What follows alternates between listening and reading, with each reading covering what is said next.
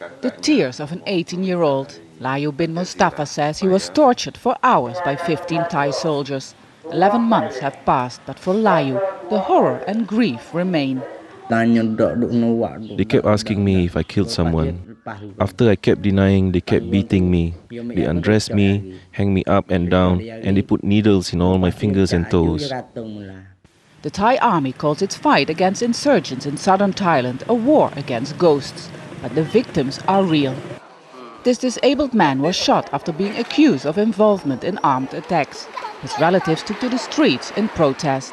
The army's tactics appear to be increasing support for the rebels, who want an independent state in Muslim-majority southern Thailand. But the rebel movement itself remains shrouded in mystery. It has no obvious leadership and no spokesman. Attacks happen almost daily against those seen as sympathetic to the government in Bangkok. But there's never any claim of responsibility. But for the first time, a senior member of the group, thought to lead the insurgency, the Biran coordinate, has spoken out exclusively to Al Jazeera. We have never talked to the world about what we are doing. We first need to build our internal strength. We need to unite all the different groups. If we succeed, we can finally become more aggressive on the diplomatic front. Many senior members of BRNC speak the Indonesian language. Their roots lie in this city in West Java, Bandung, where many of the BRNC leaders were educated. Human Rights Watch says, like other students at Indonesian universities, they received military training and took their new skills back to Thailand.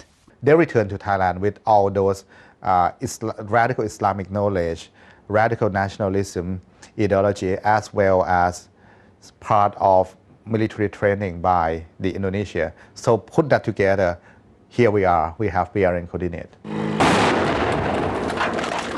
The BRNC's favorite method is shootings and more recently, bombings.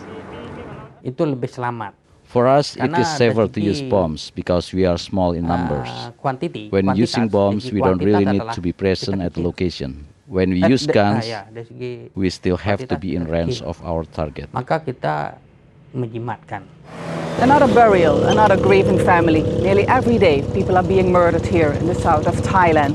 People are screaming for justice and for peace, but it's a forgotten conflict that hardly anyone in the world is paying attention to. In an effort to stop the fighting, Indonesia held peace talks last September.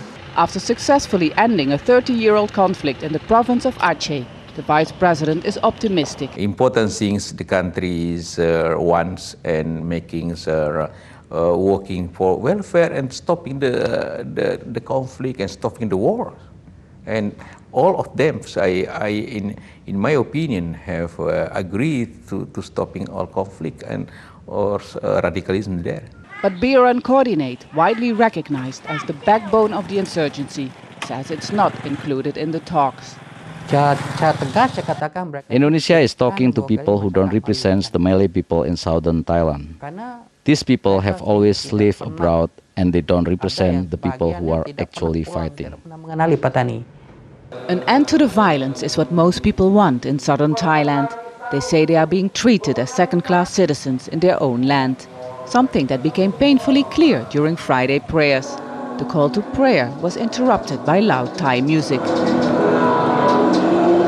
The worshippers here blame the Thai authorities. With suspicion and resentment on both sides, the prayers for peace in southern Thailand are likely to remain unanswered. Step Vaessen, Al Jazeera, Southern Thailand.